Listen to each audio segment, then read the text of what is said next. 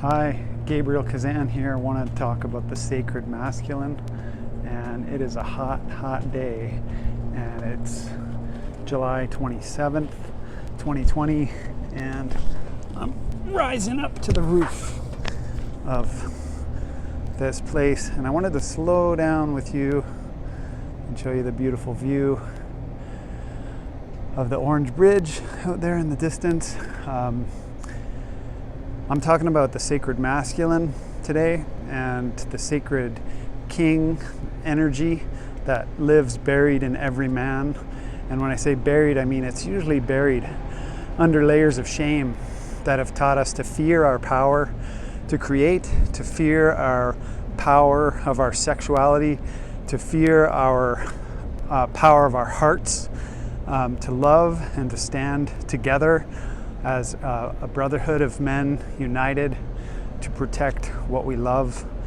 And all these good qualities are what make every man come home to that inner king energy. And the inner king is about finding your blessing. It's about getting in touch with that unlimited fountain of worthiness within you. And we're living in times where, in many ways, the world can be seem like a wasteland, and there's so much on fire and so much breaking down happening. And the remedy is when the hero remembers the water of life. He rediscovers the water of life, which is the healing and the remembrance of who he is, of his true identity.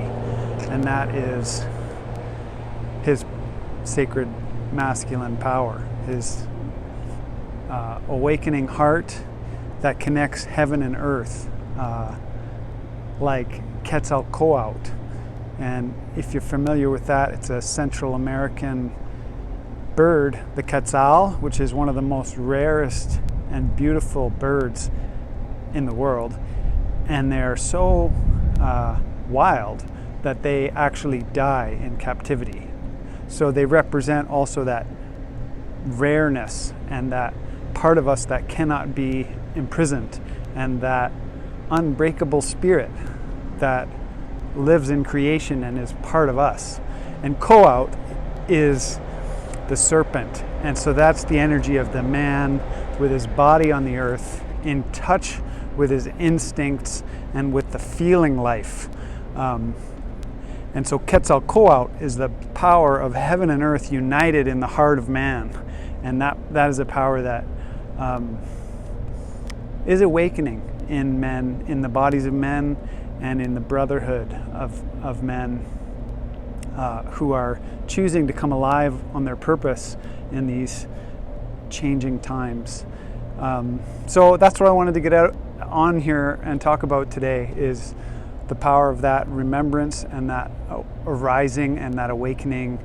And also invite you, if you're a man who's struggling, if you're looking for help to make some changes in your life, I'm offering coaching now, transformational coaching with a specific focus on men, and men ready to make some big commitments to come alive on their purpose, reclaim their power, and create the life of their dreams. And so that's the mission I'm on. I'm here to uplift men and heal men, because when we heal one another like that, the ripple effect is that it also changes the world for all of our relations, all of our the children and the women in our lives too. So if any of this sounds interesting to you, like you want to work with me, I do mindset coaching and work with embodiment and healing, and I weave a mix of modalities with a focus on what is the pain or crisis in your life and what needs to change, and how I can hold you accountable by holding your feet to the fire of your own dream. So that's the long and short of it. Thanks for tuning in today. Peace.